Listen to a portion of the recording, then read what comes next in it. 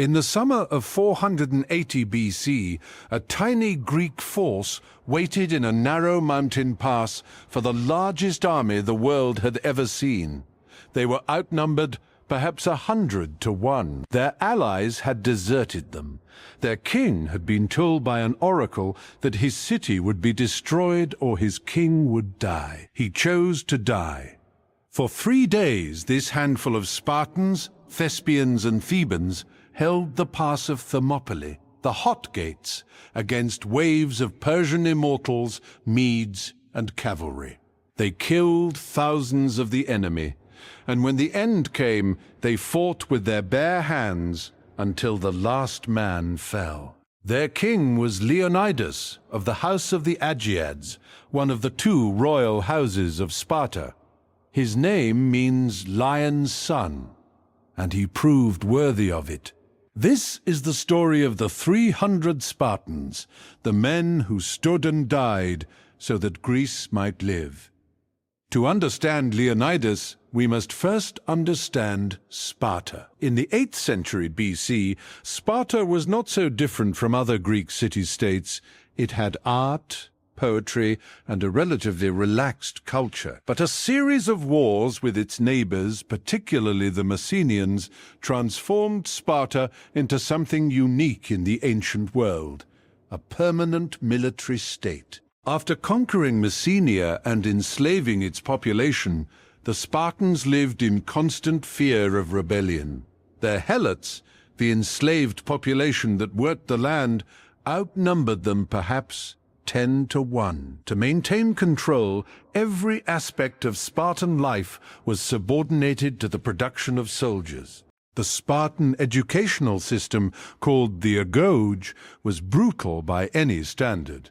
At age 7, Spartan boys were taken from their families and enrolled in military barracks. They were deliberately underfed to encourage them to steal, but if caught, they were beaten, not for stealing, but for being caught.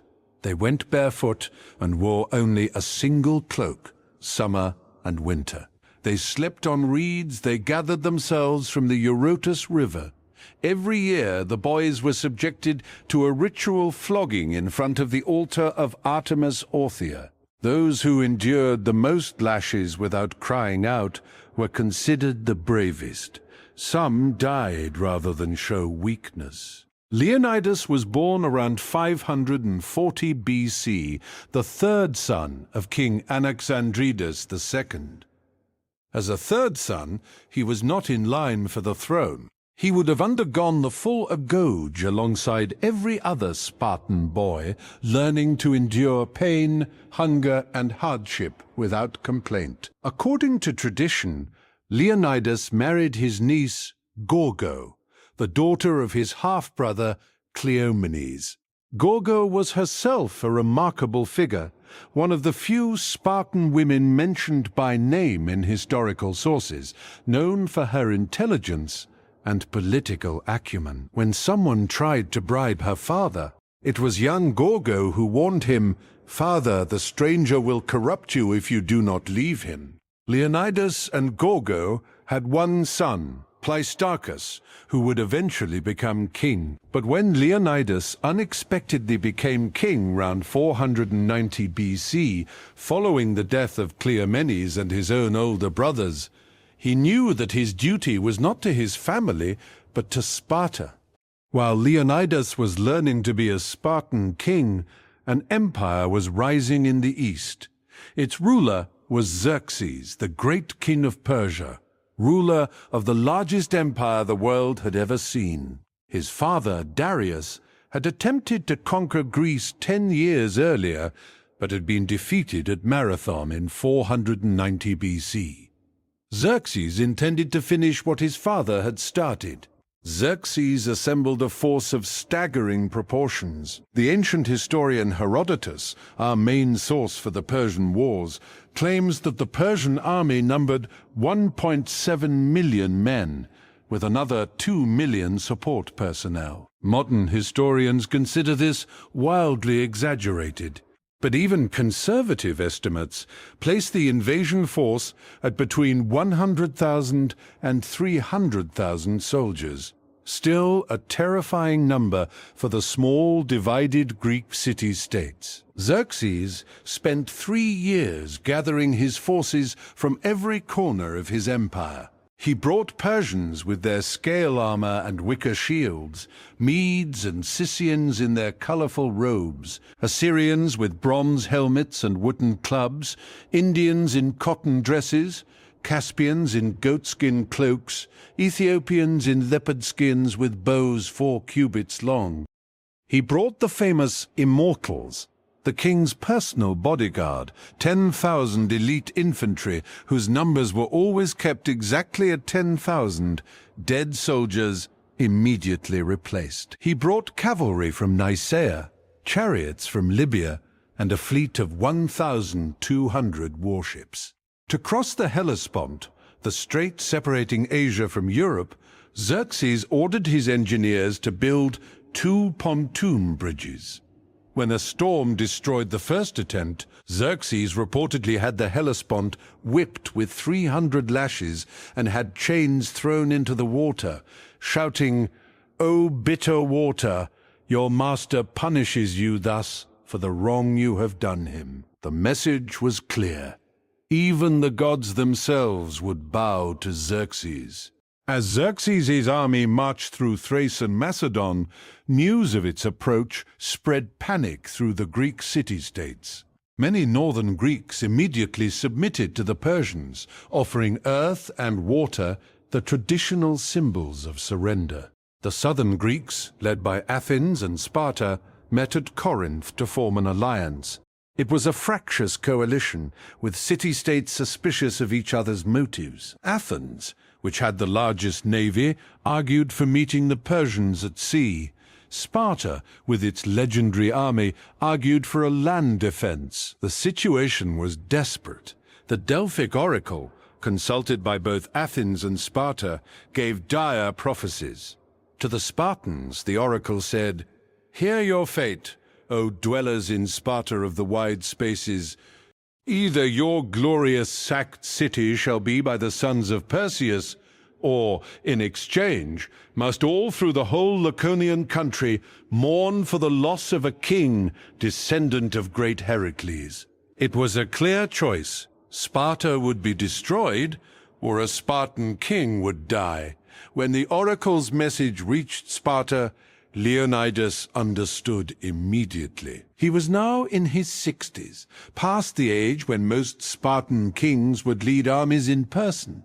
But Leonidas chose to interpret the oracle as referring to him. He would lead the expedition to Thermopylae, and he would not return. According to Herodotus, Leonidas selected only 300 Spartans for the mission, all of them fathers of living sons, so that their family lines would continue. He also took a larger force of allies, perhaps 4,000 Peloponnesians, 700 Thespians, 400 Thebans and others, for a total force of around 7,000 men. As Leonidas prepared to march, his wife Gorgo asked what she should do if he died.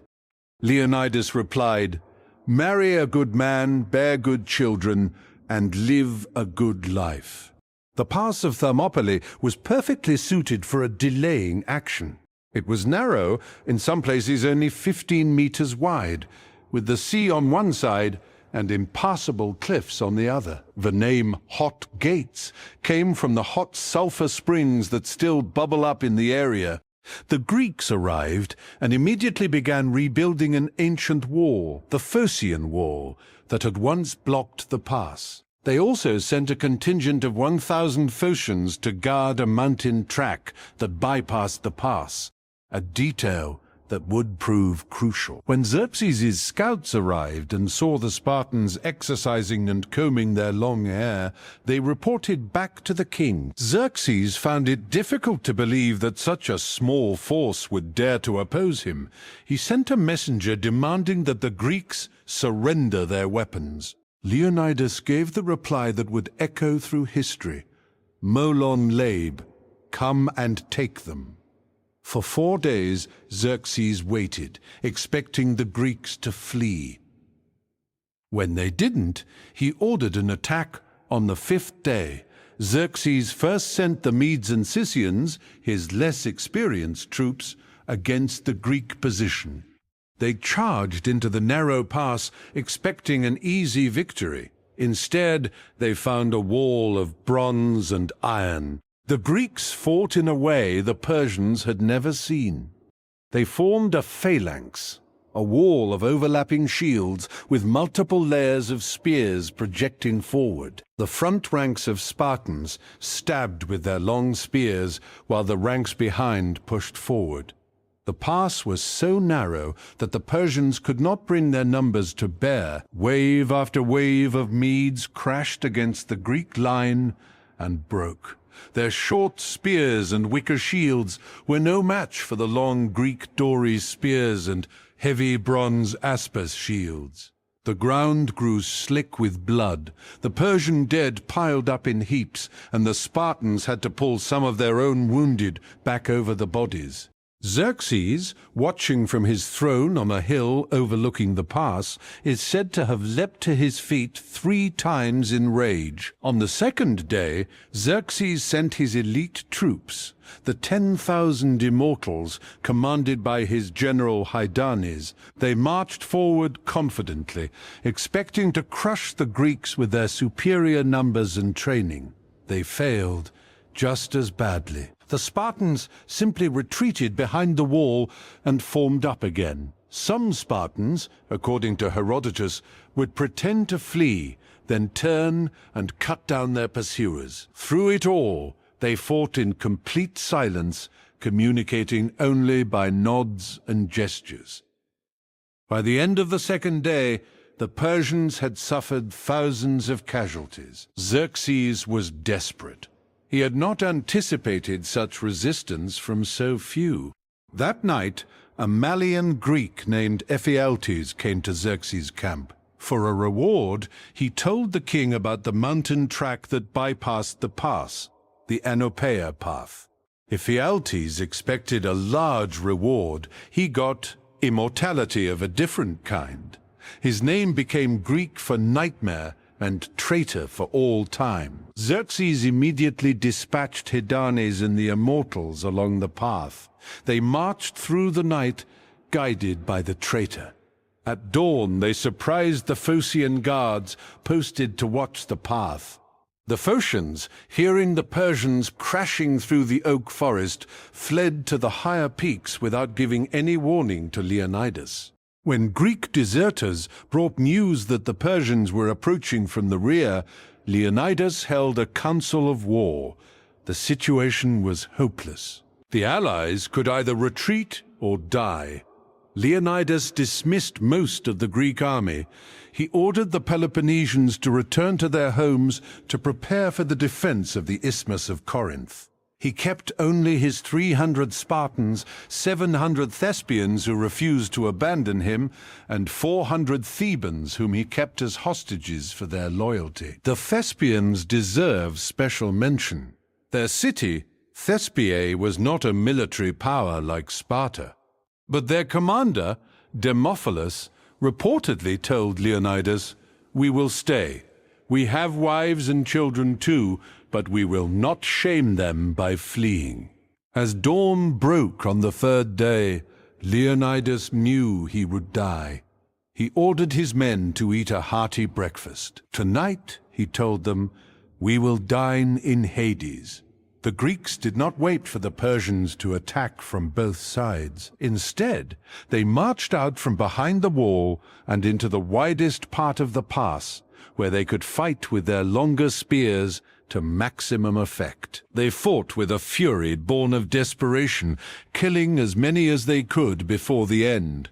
Leonidas fell early in the fighting. A fierce struggle erupted over his body. The Spartans drove back the Persians 4 times to protect their king's corpse. Finally, they managed to drag his body back to a small hill in the pass. When their spears broke, they fought with their short swords, the famous xiphos. When their swords broke, they fought with their hands and teeth. According to Herodotus, two Spartan brothers, Alpheus and Maron, survived long enough to ask a herald if the king was dead. By the end, the Thebans surrendered. The Thespians died to the last man. The Spartans made their final stand on that small hill, surrounded on all sides, fighting with whatever they had, broken weapons, stones, their bare hands, until the Persian arrows blotted out the sun and they fell. When the fighting finally stopped, Xerxes walked among the dead. According to legend, he ordered his men to decapitate Leonidas's body and crucify it, a sign of his rage at the resistance the Spartans had shown. But the story was not over. The Greek fleet, fighting nearby at Artemisium, had held its own against the Persians. When they heard of the fall of Thermopylae, they retreated to Salamis, where they would win a decisive naval victory that autumn. The sacrifice of Leonidas and his men bought the Greeks precious time. It rallied the city-states to continue the fight. It gave the Greeks a legend that would inspire them for centuries. Later that year, at the Battle of Plataea, a full Spartan army led by Pausanias would finally destroy the Persian invasion force. On the battlefield, the Greeks discovered the tent of Mardonius, the Persian commander, filled with gold and silver. Pausanias ordered the Helots to set up the Persian tables and prepare a Persian feast. Then he called his officers to contrast the Persian luxury with the simple Spartan fare. It was a reminder of what they were fighting for, not wealth or empire, but freedom. A stone lion was erected at Thermopylae to honor Leonidas, the lion's son. An epitaph was composed by the poet Simonides for the Spartans who fell. Go tell the Spartans, stranger passing by, that here, obedient to their laws, we lie. The Thespians also received an epitaph commemorating their voluntary sacrifice. 4,000 here from Pelops' land once stood, against 300 myriads might. The legend of Thermopylae has echoed through Western history for 2,500 years. It has been told and retold in poems, books, and films. It has become the archetypal story of a small free people standing against a vast tyrannical empire. But the reality is more complex than the legend. The Spartans were not fighting for freedom in the modern sense. They were fighting for their own freedom, while maintaining a brutally oppressive system at home. The Thebans, who fought with Leonidas, were not all volunteers. Many were likely coerced. The story of the 300 alone, without the 700 Thespians and the others, is a Hollywood invention. Yet none of this diminishes the courage of the men who stood and died in that narrow pass. They knew they would die. They chose to die anyway, and in doing so, they gave Greece the one thing it needed most: hope. Leonidas was not the greatest general of antiquity. He was not a brilliant strategist like Alexander, or a political mastermind like Pericles. He was simply a man who did his duty, who kept his oath, who stood his ground when everything told him to run. And for that, his name lives forever. Today, Thermopylae looks very different. The sea has receded, leaving a wide coastal plain where the narrow pass once stood. The hot springs still bubble up, but the pass itself is gone.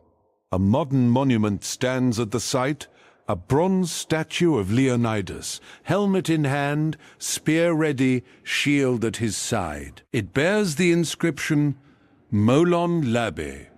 Nearby, a separate monument honors the Thespians, a bronze statue of Eros, the god of love, representing the ideal of willing sacrifice for something greater than oneself.